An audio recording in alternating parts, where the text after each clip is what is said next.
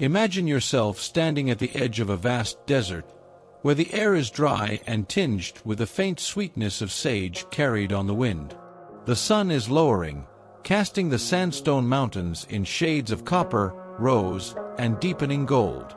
The desert seems endless, an ocean of silence broken only by the soft shuffling of camels' feet and the muted clinking of bronze bells tied to their saddles. You are not alone. Around you stretches a caravan, long lines of figures wrapped in linen and wool, faces shaded by cloth against the desert sun. They move slowly, steadily, guided by the instinct of survival and the memory of ancient paths. These are merchants, carrying loads of incense, frankincense, and rare spices bound for distant markets. For days they have walked across barren land, where water is scarce and shelter is rare. Yet tonight, something awaits them. A secret known only to those who walk these desert routes, a hidden city carved into stone. The caravan reaches a narrow gorge. Towering cliffs rise on either side, smooth and glowing in the sunset. This is the Sick, a natural passageway, twisting, shadowed, winding for nearly a mile through sheer rock walls. The air cools as you step inside, your footsteps echoing softly in the hollow canyon. The walls close in, sometimes so close you could stretch out your hands and touch both sides at once. The Sick is quiet, save for the distant sound of water trickling through hidden channels, engineered long ago to guide rainwater safely away from the gorge.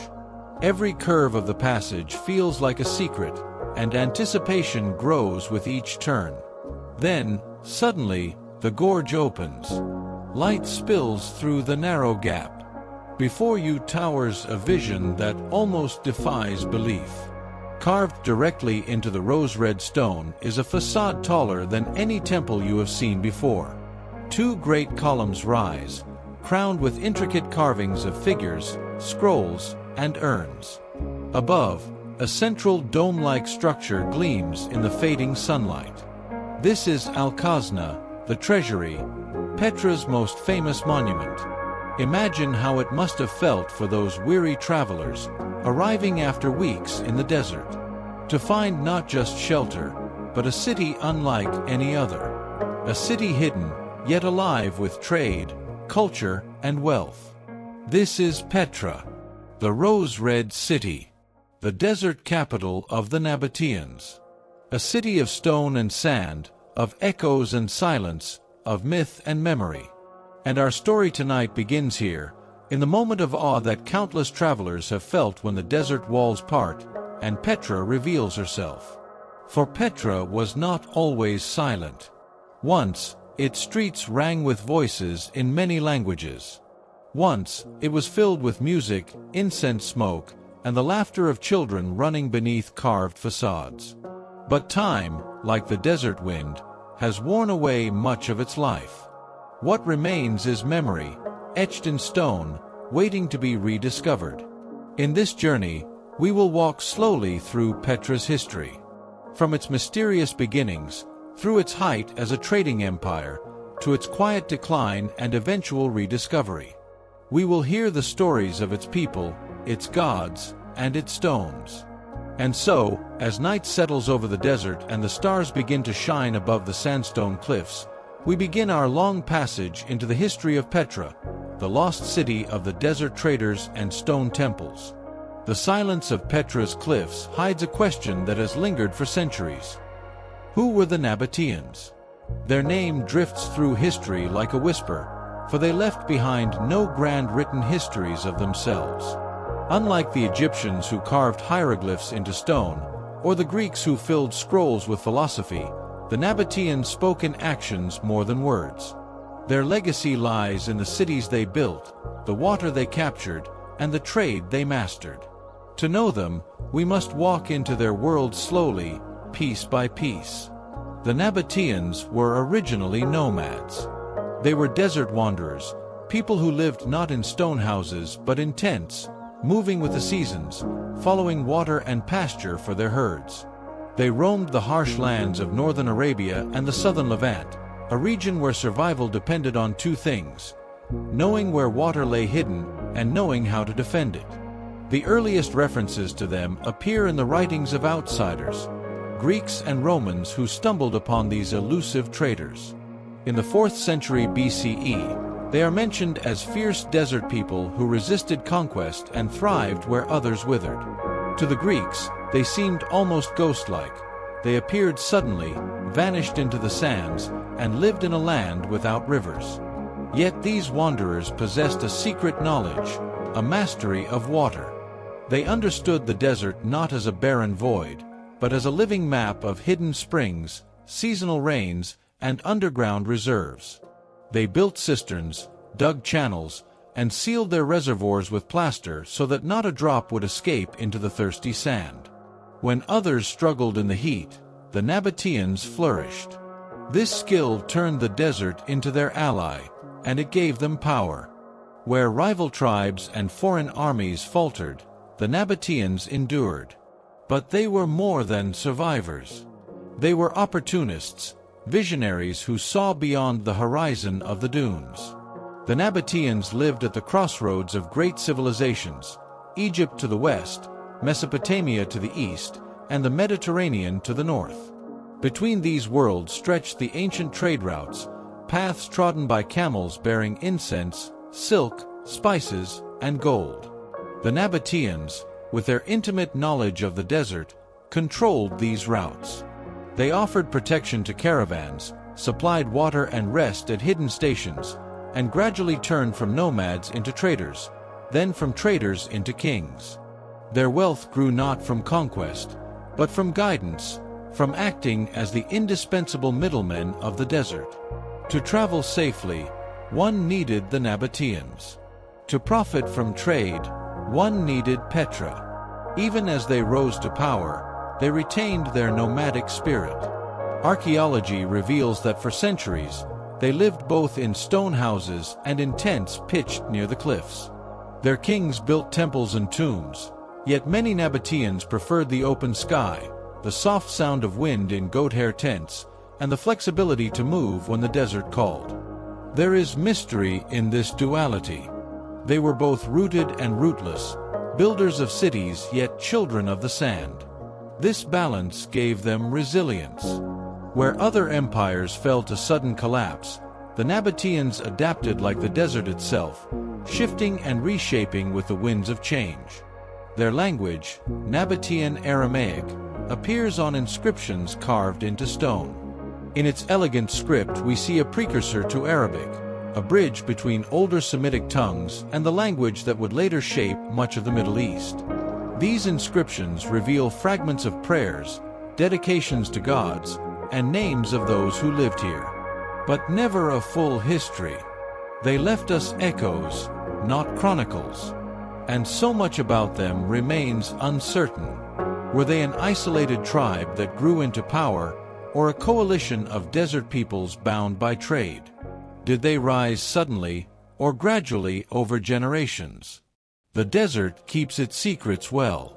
What is certain is that by the 3rd century BCE, the Nabataeans had claimed Petra as their heart.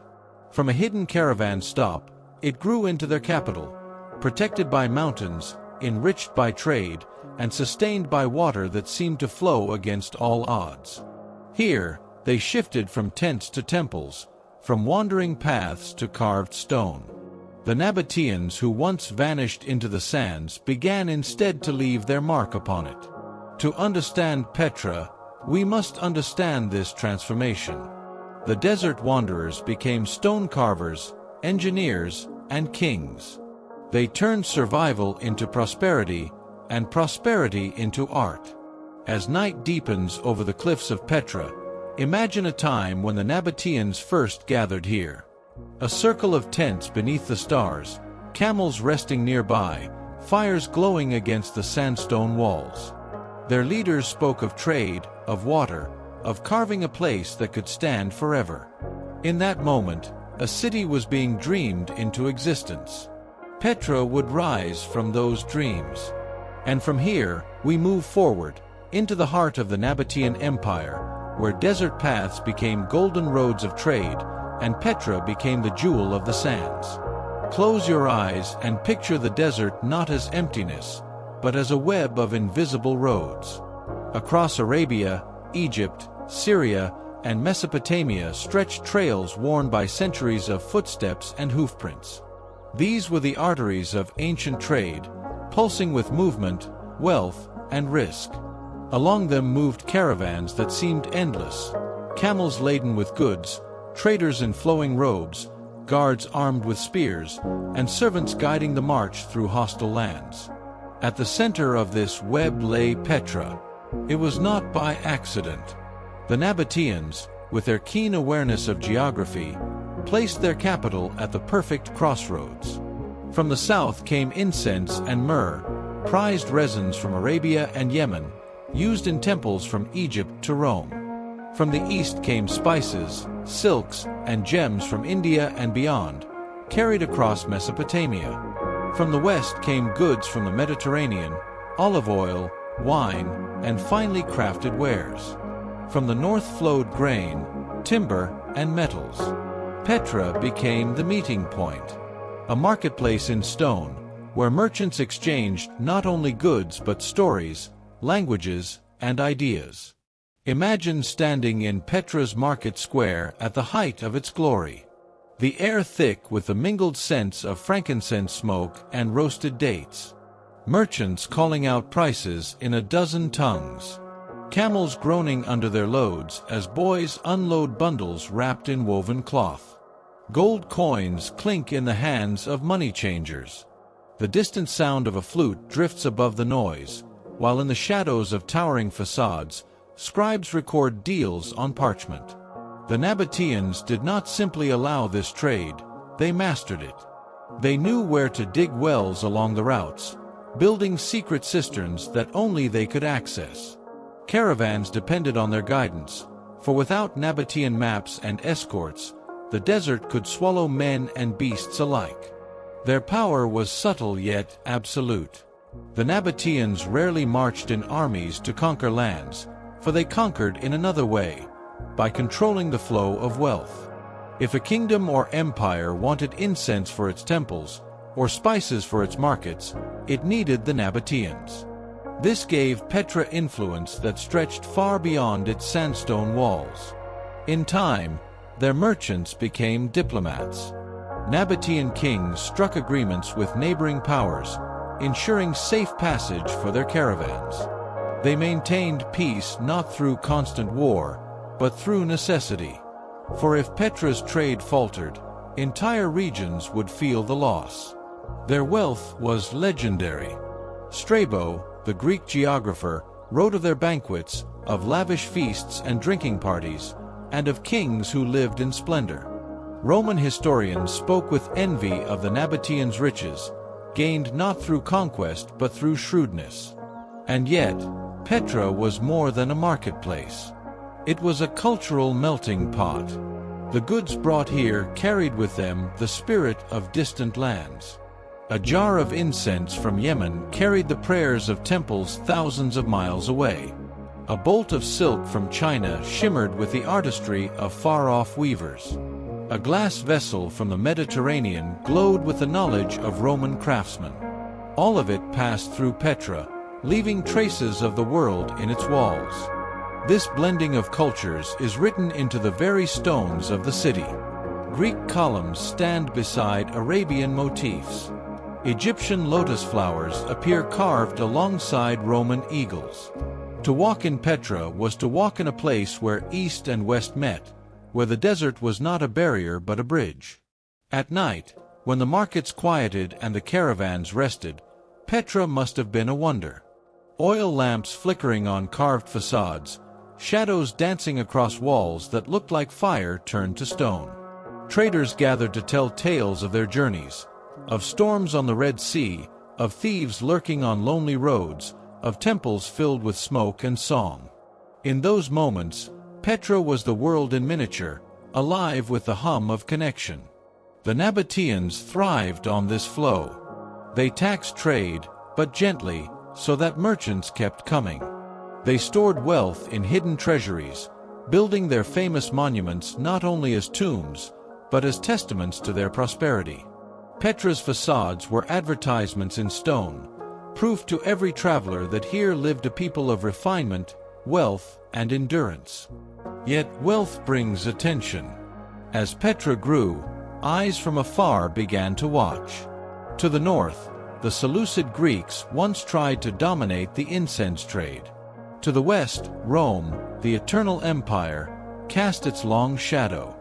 But for centuries, Petra remained independent, using its trade to balance between powers, playing the role of indispensable partner rather than easy prey. The desert, once a harsh enemy, had become Petra's fortress. No army could march easily through the lands the Nabataeans knew so well. And while others fought battles for territory, Petra quietly grew rich from the spoils of trade. It is said that the desert teaches patience.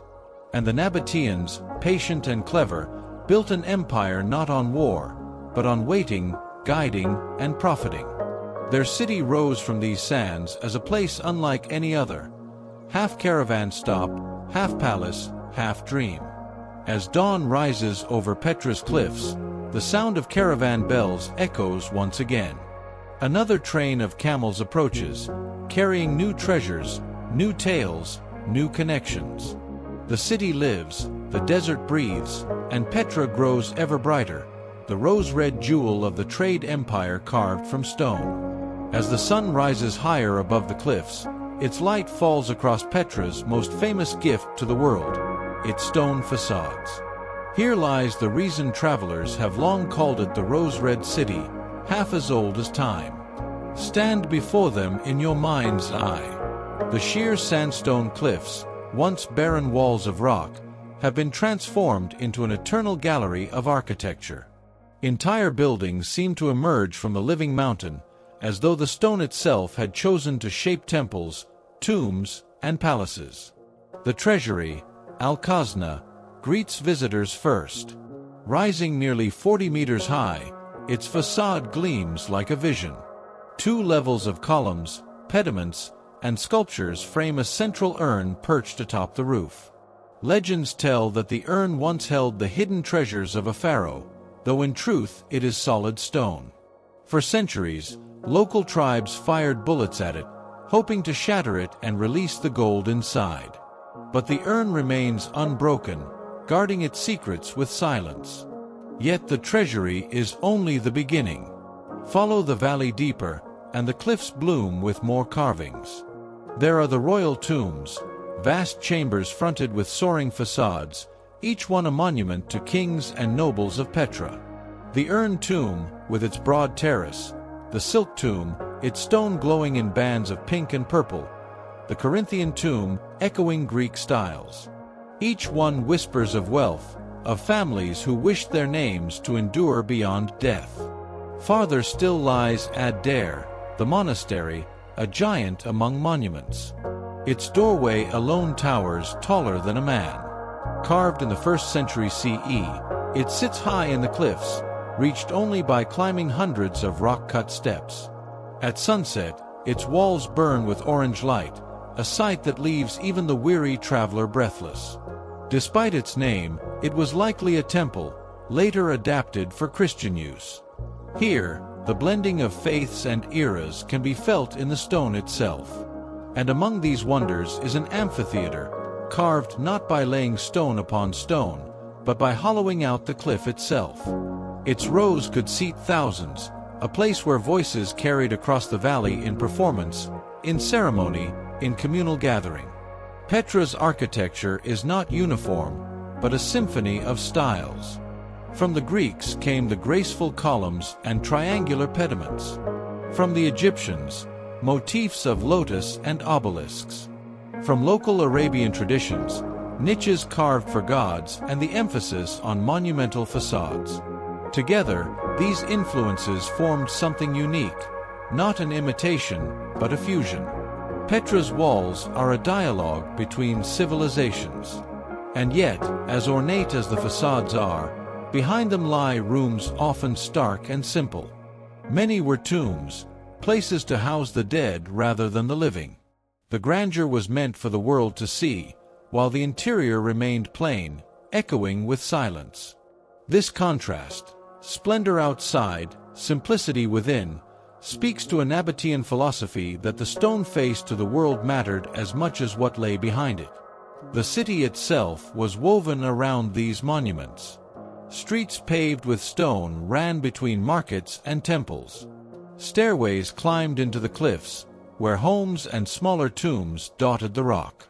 High above, carved niches held shrines, places where offerings could be left to the gods. The entire city was both functional and sacred, a mingling of daily life and eternal memory. Imagine walking through Petra at twilight. The facades glow with the fading light, their colors shifting from red to violet as the sun dips low.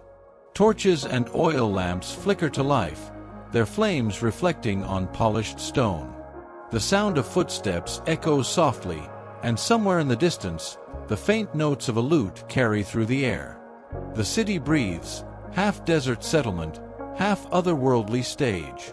It is no wonder that Petra has stirred myths through the ages.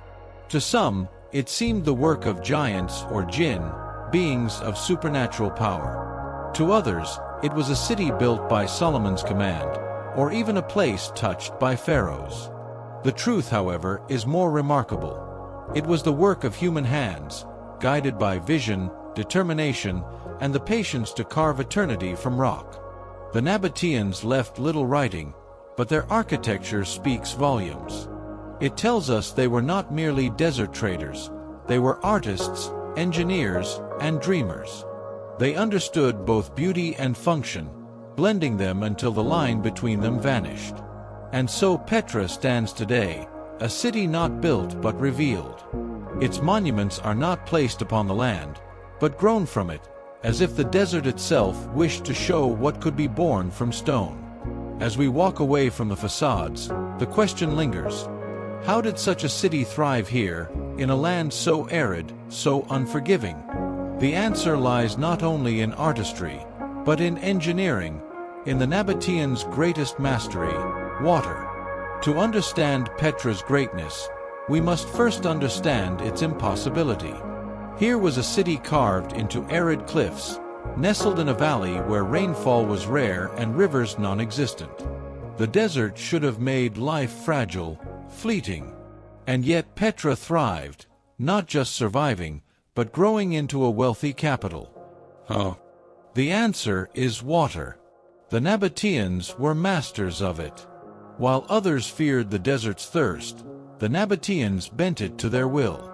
Their ingenuity transformed Petra into an oasis where none should have been. Imagine standing in the Sick, that narrow canyon leading into the city.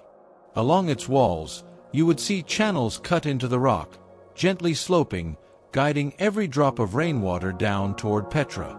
Clay pipes and stone gutters, some still visible today, once carried water from natural springs and flash floods alike.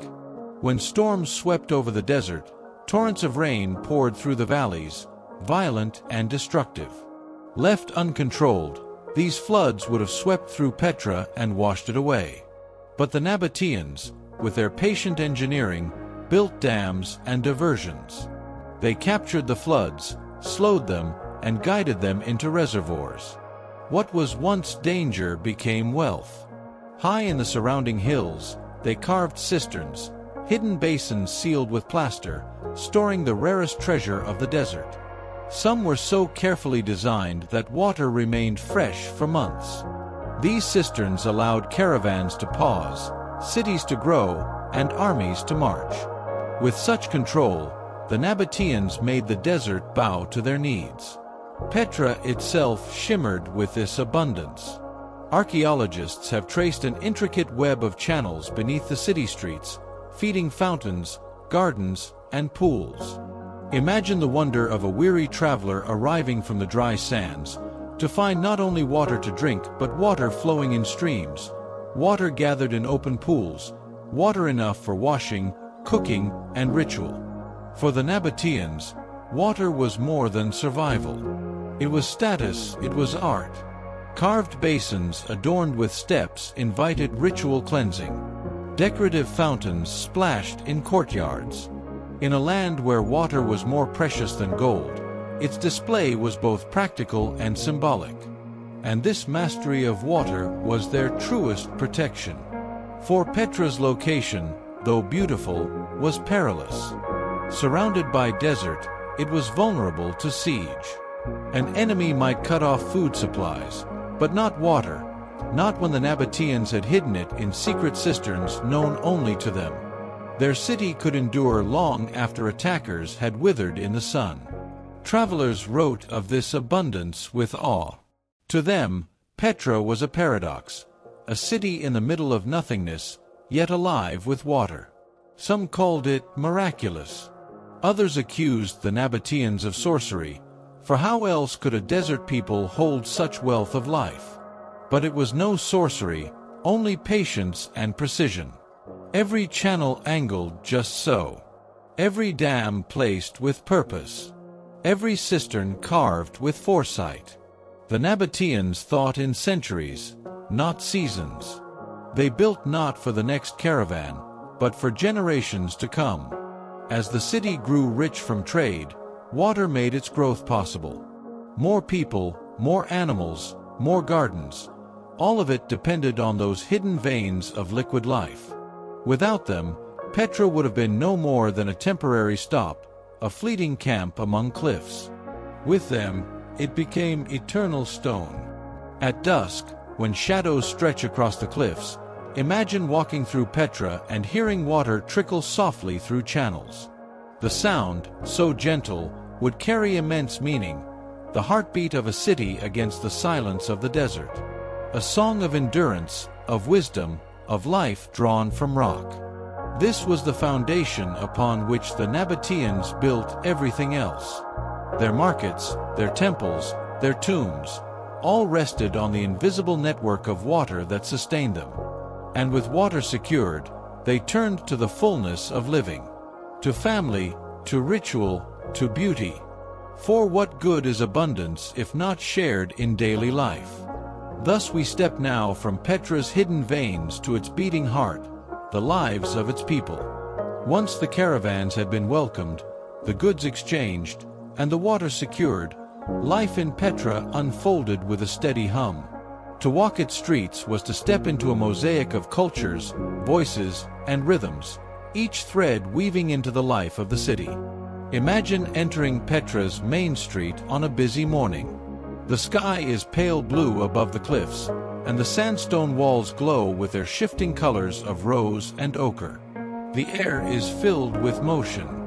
Merchants lay out fabrics dyed in indigo and crimson, their surfaces catching the sun. Potters set clay jars upon the ground, painted with geometric designs. Perfume sellers open tiny jars, releasing fragrances of myrrh, cinnamon, and saffron into the breeze. Here, Nabataean farmers sell dates and figs, baskets of barley, and goat's milk cheese. Beside them stand Greek traders offering olive oil and wine.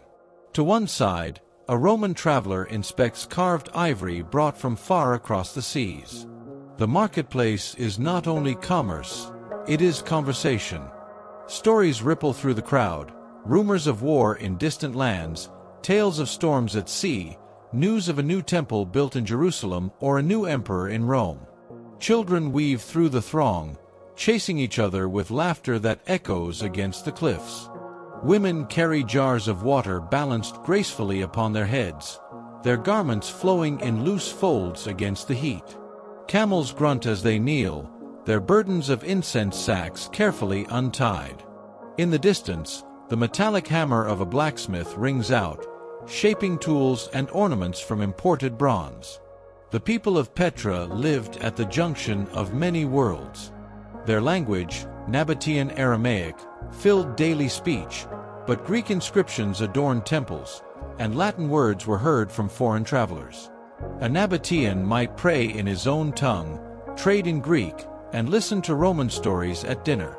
This blend of cultures shaped not only their speech, but their art, their fashion, and their thoughts.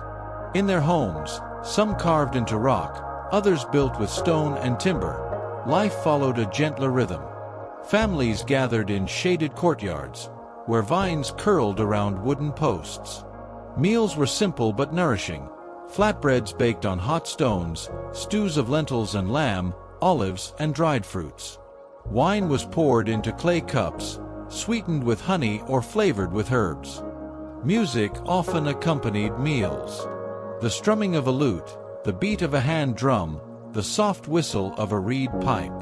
Songs drifted into the evening air, blending with the fragrance of roasting meats and the smoke of oil lamps. These were not only moments of sustenance, but of connection, times when trade and toil paused, and families rooted themselves in the simple joys of living. Religion also shaped daily rhythm. Shrines to Nabataean gods dotted the city. Small niches carved into walls held offerings of incense or oil. Larger temples drew crowds for ceremonies, with priests guiding rituals to honor Dashera, the chief god, or Alaza, the goddess of power and beauty. On festival days, processions wound through the streets, music and chanting rising into the cliffs, binding the community together in shared devotion. But life in Petra was not only wealth and worship.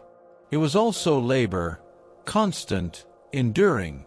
Carvers worked the cliffs from dawn until dusk, their chisels biting into stone to shape new tombs and facades.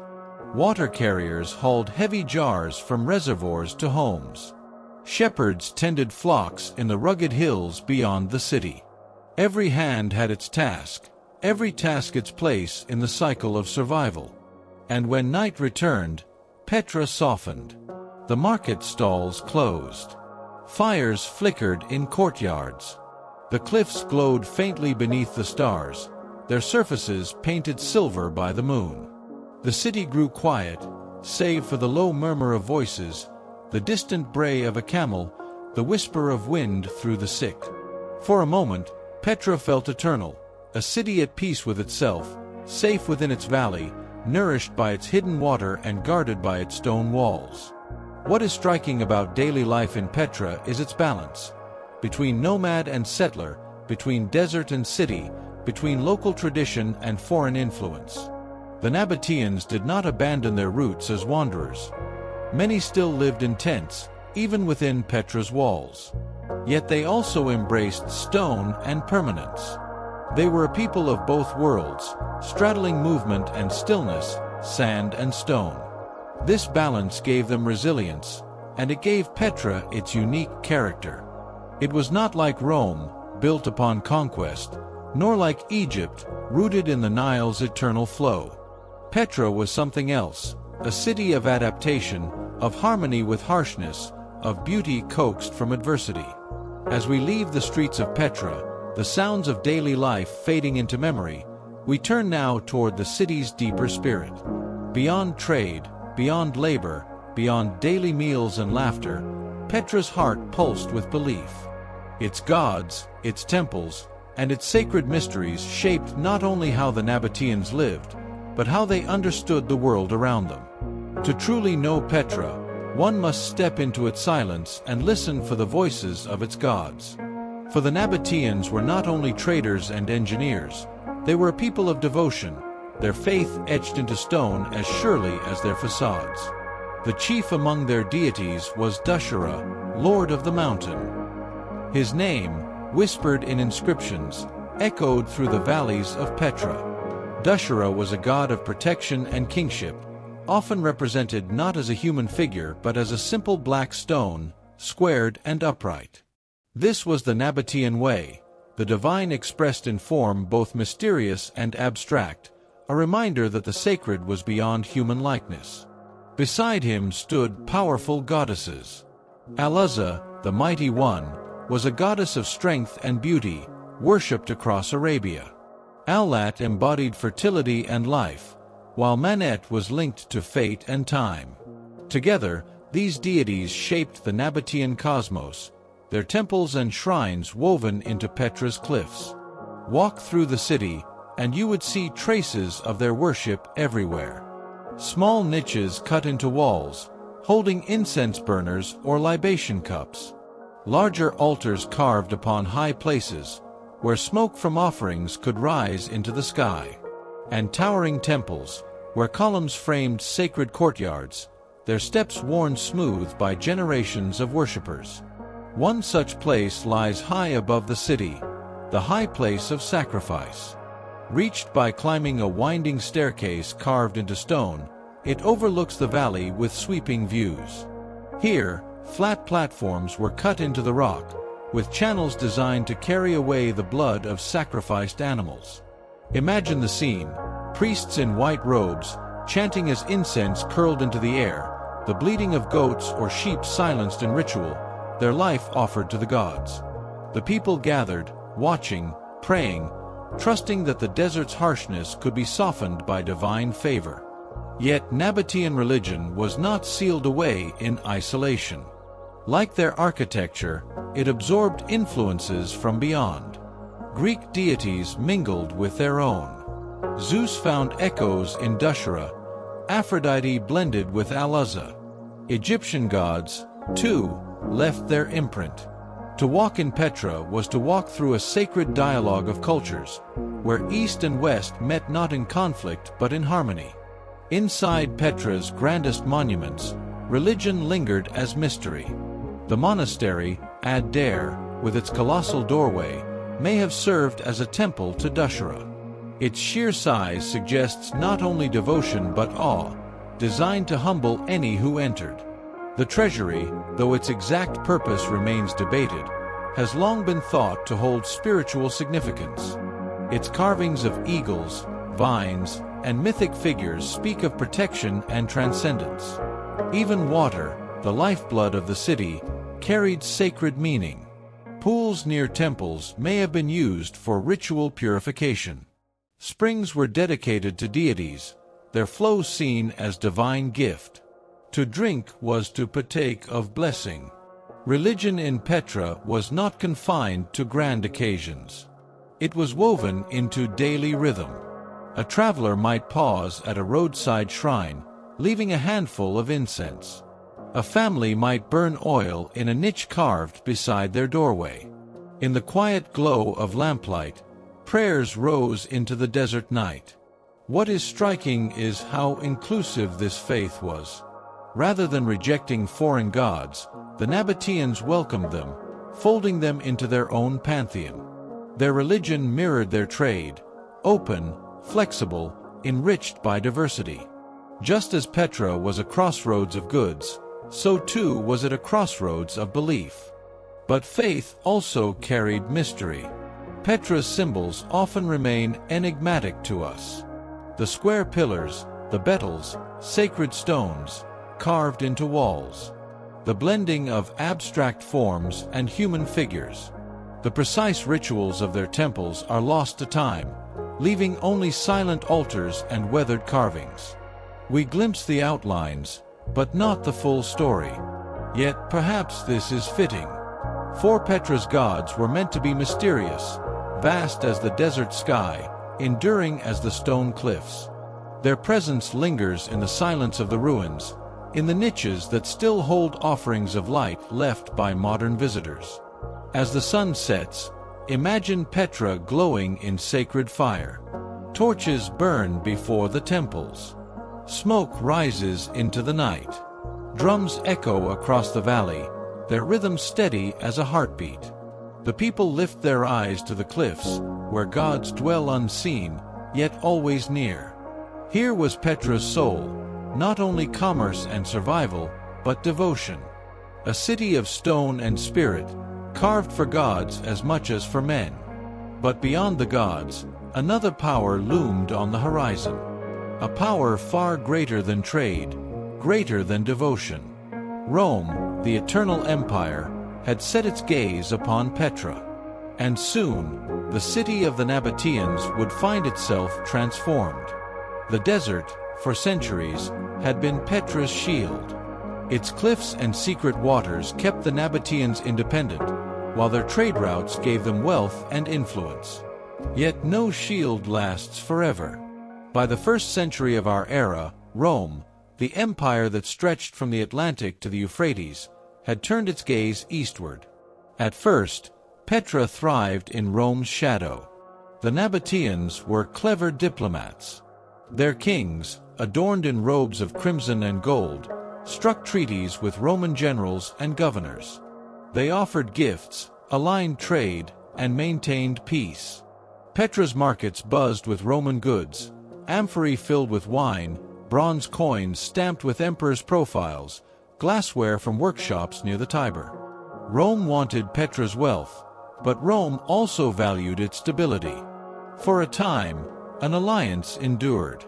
But as Rome expanded, patience thinned. In 106 CE, Emperor Trajan moved decisively. Nabataea was annexed without recorded resistance, becoming part of the Roman province of Arabia Petraea.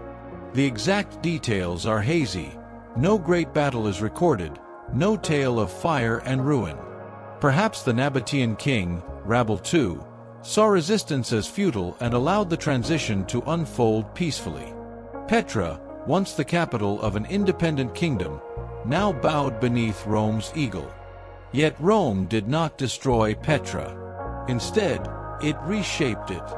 The city was draped in Roman grandeur. The colonnaded street, still visible today, became Petra's central avenue, lined with soaring columns and paved with broad stones where chariots and carts could roll.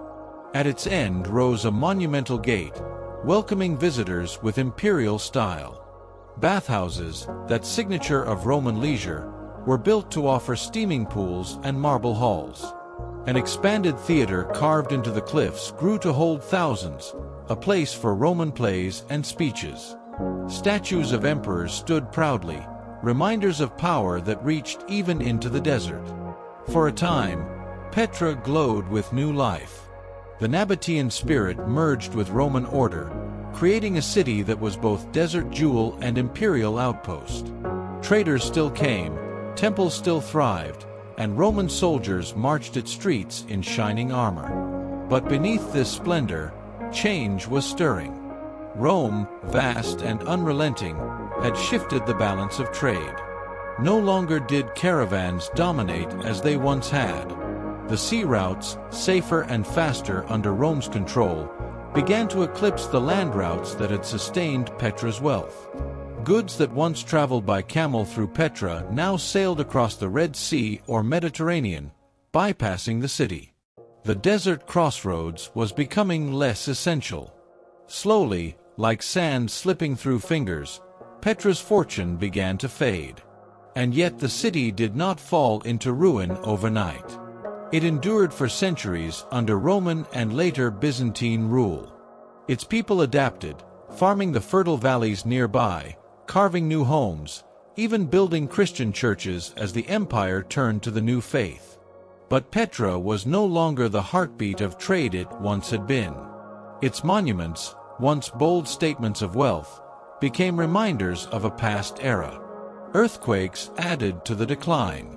In 363 CE, a powerful tremor struck, toppling parts of the colonnaded street and damaging temples and houses. Others followed in later centuries, shaking foundations and scattering stones. Repair was slow, sometimes impossible. By the time the Byzantine Empire held sway, Petra had become a quieter place. The bustling markets were smaller, the caravans fewer. Pilgrims passed through, monks carved crosses into rock, and churches rose where temples once stood. The sacred endured, but the commerce dwindled. The desert that once guarded Petra now began to reclaim it. Sand drifted into the streets. Roofs collapsed. The facades, still glowing in sunlight, faced an emptier valley. The city that once commanded the desert now echoed with silence. Yet even in decline, Petra did not vanish entirely. Local Bedouin tribes knew its paths, its hidden water, its ghostly grandeur. They carried whispers of the rose-red city, tales that reached foreign travelers, though few outsiders ever saw it. As the Roman Empire itself faltered, Petra's fate mirrored that of so many once great cities. Not sudden destruction, but gradual transformation, from capital to outpost, from outpost to memory. And so we step from Petra's Roman age into the long twilight of its history. when the desert closed around it, and the world beyond began to forget it existed. As centuries passed, Petra's monuments remained, but its voice grew faint. By the early Middle Ages, the once vital city was a shadow of itself. The great facade still glowed at dawn, but their steps saw fewer travelers. The desert wind sighed through empty chambers where incense had burned, and the silence grew heavier with each passing generation. When Islam spread across the region in the 7th century, Petra became part of the expanding caliphates. Yet it was no longer central to trade or power. Caravans now favored faster routes. New cities, Damascus, Baghdad, Cairo, rose to prominence. Petra was left behind, not destroyed, but forgotten. Still, life lingered among the ruins. Bedouin tribes made homes in its caves, guiding their flocks through the wadis and drawing water from ancient cisterns. To them, Petra was not a lost city but a familiar presence, woven into their daily lives. They guarded its secrets, wary of outsiders, protective of the stone temples that had become part of their world. For the outside world, however, Petra faded into myth. Medieval chroniclers in Europe scarcely mentioned it. Maps left its valleys blank. Travelers spoke of wonders in distant lands, but Petra's name was absent from their tales. The rose-red city sank into obscurity, cloaked by the desert as surely as if the sands themselves had swallowed it. And yet, legends endured. Rumors whispered of a hidden city of treasure, where golden statues gleamed within sealed chambers. The great facade of Al-Khazna, the treasury, became especially wrapped in myth. Local stories claimed that the stone urn atop its pediment was filled with riches of kings long gone. Bedouin marksmen, hoping to break it open, left bullet holes still visible today. The modern world rediscovered Petra not through conquest, but through curiosity.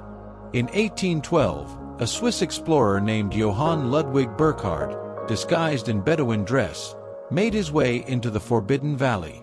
He had heard whispers of ruins, and under the guise of seeking to sacrifice a goat at a sacred tomb, he persuaded his guides to lead him.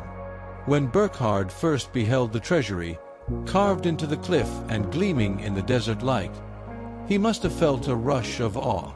Here was a city unlike any other, hidden in plain sight. He recorded what he saw in careful notes, though he dared not linger or measure, fearing his disguise would be discovered. Still, his words carried Petra back into the awareness of Europe. From that moment, Petra captured imaginations. Explorers, scholars, and adventurers followed, sketching, describing, slowly revealing the scope of the lost city. The facades, the tombs, the colonnaded streets, all spoke of a civilization both mysterious and magnificent. Yet even as outsiders marveled, the Bedouin continued to live among the ruins, as they had for centuries. To them, Petra was not lost. It was home, shelter, heritage. Their knowledge of its paths and waters had preserved the city through time. In the 20th century, archaeologists began to excavate, peeling back layers of sand and stone. Slowly, Petra's story emerged more clearly. The Nabataeans' mastery of trade, their ingenious water systems, their fusion of cultures. Each find added depth to the city's tale, transforming myth into history. But with rediscovery came change. Tourists arrived, drawn by the allure of a city once forgotten. Pathways once quiet echoed with footsteps and voices from around the world. The silence of Petra shifted into a new kind of life, one of cameras, guides, and wonder rekindled. Today, Petra stands as both ruin and revelation. Its facades remain scarred by time, yet their beauty endures. The treasury glows at dawn as it did 2,000 years ago. The monastery still towers above the valley, reached only by climbing hundreds of stone steps.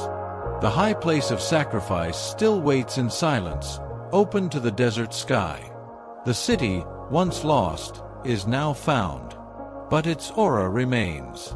Even with visitors crowding its streets, Petra holds a stillness, a sense of sacred endurance. To walk through it is to walk through time, to feel both the weight of history and the lightness of myth. And so Petra teaches us that even when forgotten, beauty waits to be found again. Its silence was long, but not eternal. The rose-red city has spoken once more. Night falls over Petra. The cliffs that blazed red and gold in daylight now soften into deep shadows. The facades, silent and timeless, catch the moonlight in pale silver. The desert wind whispers through the sick, carrying with it the faint echo of footsteps long vanished. In this stillness, Petra feels alive in another way, not as a city of bustling markets and priests, but as a memory preserved in stone. Each column, each carving, is a fragment of a story. The Nabataean traders, leading their camel caravans beneath starlit skies. The artisans, chiseling sandstone with patient devotion. The priests, raising their voices in prayer to Dushara and Al-Uzza. Even the Romans, marching through Petra's colonnaded streets, leave their imprint on the silence. All of them are gone now, yet their city remains. The treasury stands like a guardian at the valley's entrance. The monastery watches from its lonely height. The tombs gaze out across the desert, as if keeping vigil over the centuries. Time has not erased Petra, it has deepened its mystery. When we reflect on Petra, we are reminded of the impermanence of power and the endurance of beauty. The Nabataeans, once masters of trade, saw their fortunes slip away when the world's routes changed. Rome, mighty and unrelenting, eventually crumbled as well. But the artistry carved into stone remains, untouched by armies, untouched by shifting empires. There is something soothing in this. Petra shows us that while kingdoms rise and fall, the human desire to create, to worship, to leave a mark upon the world, continues. The Nabataeans could not know that their city would one day fall silent, or that strangers from distant lands would once again marvel at their work. Yet still they carved, still they built, and still their city endures. To walk through Petra is to feel the rhythm of time. Past and present overlap. You hear the murmur of ancient traders and the laughter of today's travelers. You sense both the fragility of civilizations and the strength of memory. In the end, Petra is not only about stone. It is about resilience, the resilience of culture, of faith, of beauty that outlasts its makers. As the night deepens, the stars scatter across the desert sky. The ruins grow quiet, yet they are never truly empty. Petra has become eternal not as a bustling capital, but as a place where history rests gently, inviting us to listen. And so, our journey comes to a close.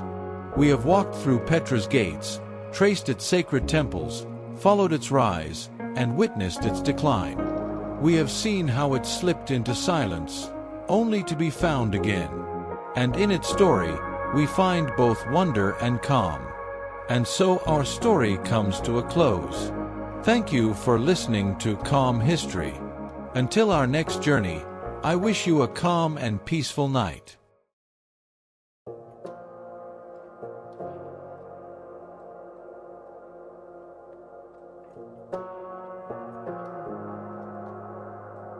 Thank